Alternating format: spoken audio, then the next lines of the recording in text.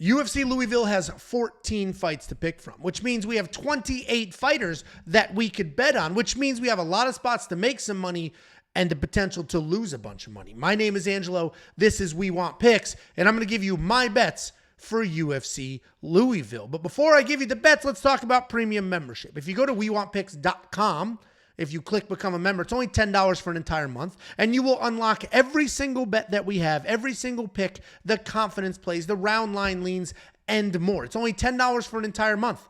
And if you sign up today, not only are you going to get UFC Louisville, you'll get UFC Vegas 93, you'll get UFC Saudi Arabia, and you will get UFC 303. One of the bets included is the safety parlay. It did well last week. It hits at almost a 70% event rate, and the lifetime ROI is mid 20%, which is only one single bet. You're also going to get the line movement tracker. This is going to give you the opening odds, the current odds, the win probability, and the line movement for every fighter on every card. You're going to get the detailed data, metrics, and analytics.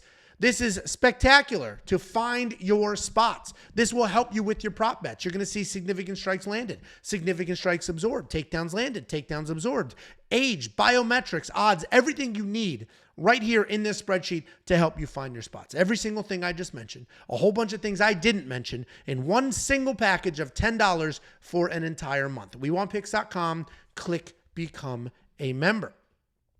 I am going to give you the bets, but first, let's just talk in generalities. Let's talk about some confident favorites and some solid underdogs. I feel like this is an underdog-heavy card. There's a bunch of dogs on this card that I actually like quite a bit. But let's talk about the favorites first. I think Rayanne dos Santos at minus 330 is going to win. I think it's, I hate to say sure thing because this is MMA and one punch changes everything, but she's a nasty grappler. She's got takedowns. She's got jiu-jitsu. And her opponent, while very popular and pretty and somebody the UFC wants to market, is 4'9" and gets taken down with a light breeze. I see Rayanne dos Santos taking her down whenever she wants to and getting it done. She just took down Montserrat Ruiz 3 times. Montserrat Ruiz was a Brazilian national wrestling champion. And it didn't matter. Rayanne dos Santos or Rayanne Amanda, whatever her name is on your sports book, should get this done, and those odds are fine to me. Brad Katana, minus 650. These odds have started to get away. Just the other day, he was minus 500. And 5-1 was like, oh, is that wide? And then you look at his opponent. You're like, oh, somebody that was just knocked out on his feet in 20 seconds by a 40-year-old Jim Miller. The reality is Brad Katana is better almost everywhere. The only place that his Jesse Butler probably has an advantage is maybe just straight up raw jiu-jitsu. But we know that doesn't matter. It's not a jiu-jitsu match. It's a fist fight. And Brad's jiu-jitsu defense just needs to be decent. And it is good. Brad should have the better striking, better cardio, good forward movement, all of the things.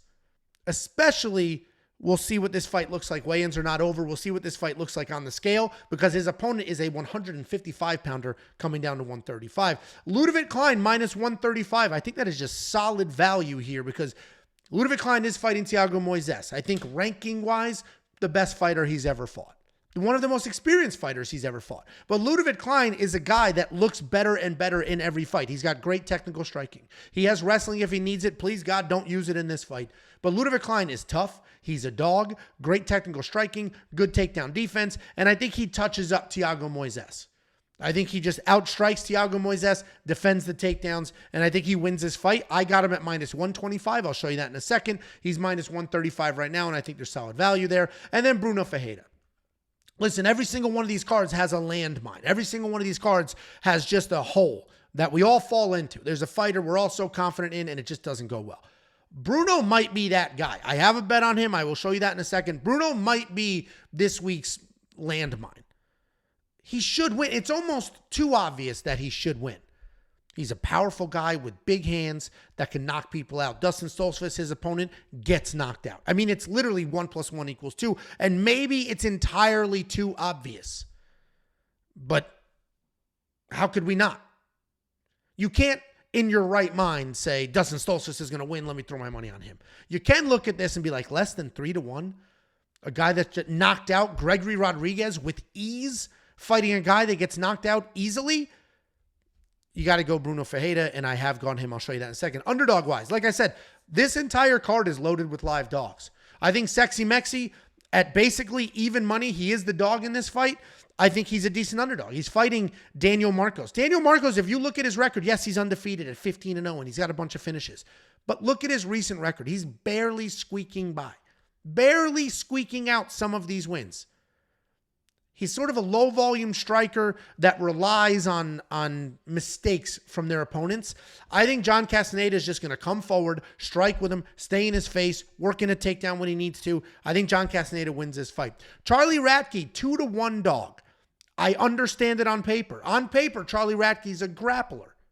He's fighting a very good striker that just slept somebody. But he just slept Trevin Giles after getting pieced up by Trevin Giles. And yes, Trevin Giles has one of the best jabs in the division and all of those things. But Trevin Giles was piecing up this incredibly high-level Muay Thai fighter and then ate that one big shot and got put down. Of course, Charlie Radtke could take that one big shot and get put down. Of course, this is a fist fight. These are small gloves. But Charlie Radtke fought Mike Mathetha also. And that's not, I don't have a lisp. That's how you pronounce his name. And he fought Mike Mathetha. He came forward, held him against the cage. Got a takedown. Had some control. Like, it wasn't the most exciting fight in the world, but he avoided the risk and won the fight. And I think the same could happen here. Mike Mathetha has pretty good takedown defense. I don't think Carlos I don't think Carlos has the same takedown defense. And I think Charlie Radtke can move forward, can get this done. I picked him to win last week. And then Jacob made him his underdog lock of the week. Typically, when we're both on the exact same dog like that, it does typically go well, but we'll see what happens. Punahele Soriano. Listen, the guy gets finished, chinny. Like, I get it. And I'm not saying go bet on him. I'm just saying he's a good underdog. The fact that this fight is not even is crazy. Punahele is a Division III All-American wrestler. And yeah, he gets taken down in the cage, which is very unfortunate. He also is a guy that's got decent fluid striking. He definitely has one-punch power. He doesn't have the greatest chin. He is first-rounder bust for the most part. But Punahele Soriano is a guy that moves forward, has power in his hands, can wrestle. He is coming down in weight, so we'll see what he looks like at welterweight. But his opponent hasn't fought in 2 years. His last 2 fights knocked out. So we got a chinny guy that's had 2 years away versus a guy that's been relatively active, a guy that can strike, a guy that has power, a guy that can wrestle. I think Punahele wins. I picked him to win outright, and these odds just seem absurd to me. And then the main event, Jared Cannonier. Plus money. I understand. Imavov is 6'5", will throw out a jab, can wrestle every now and then. But Jared Cannonier is coming off the best performance he's ever had at 39 years old. He just beat Marvin Vettori, and I understand Marvin Vettori can be a bit of a punching bag at times, but he didn't just beat him with volume. He had forward pressure. He had takedowns. He stayed in his face. Never once in that 5-round fight did he let off the gas. Did he slow down? Did he look bad? Maybe the first couple of minutes while he was finding his rhythm. Outside of that, he just took over and he looked great. I think that version of Jared Cannonier, the guy that just beat Marvin Vettori, that version of him beats Nasruddin Imavov.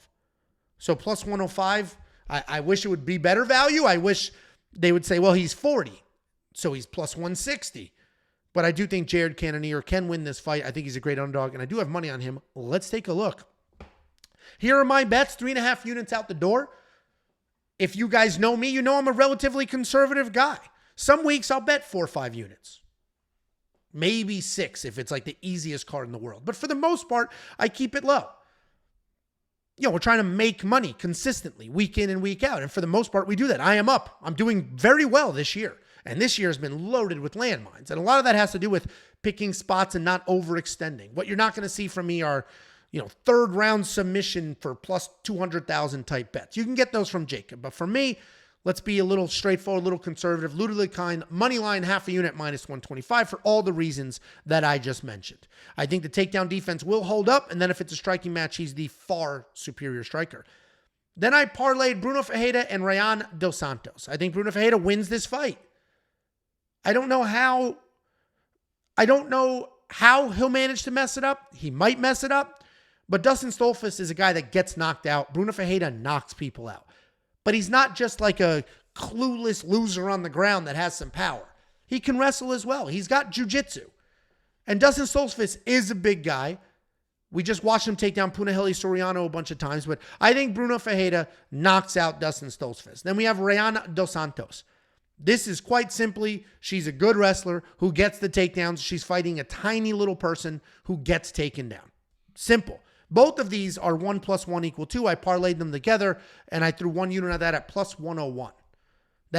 This bet will probably be a pivotal bet in if I make money or don't make money on the night, because the odds are good and the unit size is high. Then I have Thiago Moises, Ludovic Klein over 2.5 rounds. I do think this goes the distance for 2 reasons. One, Thiago Moises is insanely tough. Even if Ludovic Klein's putting on a clinic, beating the absolute piss out of him, Thiago's not a guy that you just get out of there easily. And 2, Ludovic Klein's not the most insanely dangerous guy. He will fight a technical fight. He will work his way to a decision. He doesn't take unnecessarily risk. He doesn't put himself in harm's way. So I think this fight goes to a decision. Minus 120 seems solid to me. Half a unit there. And then main event, Jared Cannonier wins inside the distance, decision, no action. If he manages to finish Nasruddin Imavov, I will get paid at plus 105. If it goes to a decision, win or lose, I get a full refund. I'm expecting a refund here. I could have spent a little more money for fight goes to a decision at minus 120, but I do think if there's a finish here, it's on the Jared side.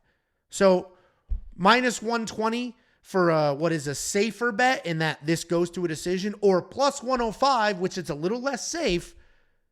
I likely get a refund, but there is the upside there if Jared Cannonier can finish Nasruddin Imavov, which if there is a finish, it's likely on that side. And then I have the safety parlay. It's not the best odds in the world, but keyword here is safe. We hit it last week. We're going to hit it again this week. A full unit on that returns basically a half of a unit, and that's a slow and steady kind of thing. If you hit the safety parlay every single week, we're up money on the year. We're up money lifetime. Safety parlay, while it does have ebbs and flows, as anything else does in this space, it is very, very consistent overall at a 70% clip. And then we've got Jacob's bets. Jacob's bets are premium bets. They're up for premium members. We give you a little teaser here, but if you want to unlock all of them, go to WeWantPicks.com, click Become a Member. It's $10. It's $10. You'll unlock the safety parlay, the premium bets, and every tool and everything else that we do. He's got about 6 units on the board right now. We do not have all the prop bets yet. The weigh-ins are not over. We're still waiting for the significant strike prop bets. We're still waiting for the takedown prop bets. Who wins in the first round? There's a whole bunch of props that come after the weigh-ins, and once we have all of those, I imagine there'll be some more bets here. But his underdog lock of the week is Charlie Radtke. Instead of going Charlie Radtke straight money line, he went Charlie Radtke plus 3.5. All that means is if Charlie Radtke wins outright, he gets paid. If Charlie Radtke loses a split decision, he gets paid. If Charlie Radtke loses a 29-28 across the board, he gets paid. The only way Jacob doesn't get paid here is if Charlie gets finished or if Charlie gets 30-27. The plus 3.5 means you're buying points on the judge's scorecard, so it accounts for all of the win scenarios and a couple of the loss scenarios, plus 120 full unit there. He is very confident in Raul Rosas Jr. to the point where he did the exact opposite bet. He sold 3.5 points. So if Raul Rosas Jr. wins 30-27 across the board, gets paid. If he wins by finish, gets paid. If Raul Rosas dominates this fight, Jacob gets paid plus 115. So he took a minus 250, minus 260, something like that, turned it into a plus money, half a unit there. He's got a couple of other premium bets at various odds. Overall, almost 6 units out the door, more than 13 units back. Unlock all of these at WeWantPicks.com. Just click Become a Member. $10 a month. You're going to get UFC Louisville, UFC Vegas 93, UFC Saudi Arabia, and UFC 303. That is 4 events for freaking $2.50 a week. And don't forget to check out BetOpenly. If you go back to that first slide, you'll see that they have the best odds in the space, and that's because they are not a sports book. They are peer-to-peer betting. I have my safety parlay up there right now, and if you bet against it, you're betting against me. If I lose the safety parlay, you take my money. If it hits, I take your money. Same with the lock of the week. Go Carlos Prates, and if Carlos Prates wins, you get paid. You took Jacob's actual money out of his pocket. And because it's peer-to-peer betting, they're going to have the best odds in the game. And they are. I got Gino, the owner, reach out to me and said, I don't know the timing of this. He said, but we got by finish props. So literally, this guy wins by finish. This guy wins by sub. This guy wins by decision. Those should be available soon. But check it out. WeWantPicks.com/BetOpenly or just go to BetOpenly.com. The best odds in this space. And my favorite thing to do, what you guys should be doing, is housing parlays. The way that works is, you know how people go. They've got their 13 leg parlays for 55 cents to try to win $10 million. You can bet the other side. If one single leg of that parlay misses, you get paid. WeWantPicks.com/BetOpenly or just go to BetOpenly.com.